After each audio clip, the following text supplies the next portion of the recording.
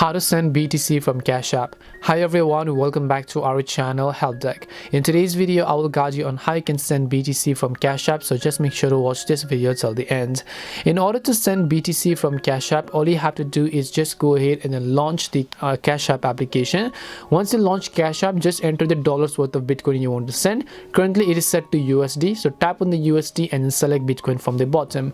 But if you don't have Bitcoin, it will ask you to simply buy Bitcoin. But if you do have, you can select Bitcoin option over here and then send it to the wallet address. If you don't have Bitcoin, tap on buy Bitcoin, go ahead and buy a specific Bitcoin. But in order to buy some Bitcoin, you need to have verified your Cash App identity. So make sure to verify your Cash App identity, and after that make sure you invest in Bitcoin and make sure you have Bitcoin. And after you do that, just come back and change USD to BTC and then enter the amount and then paste the wallet address to which wallet you want to send.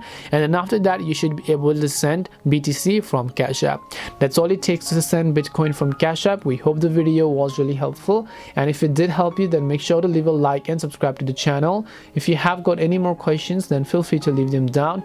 Thank you very much for watching till the end, and see you in the next video.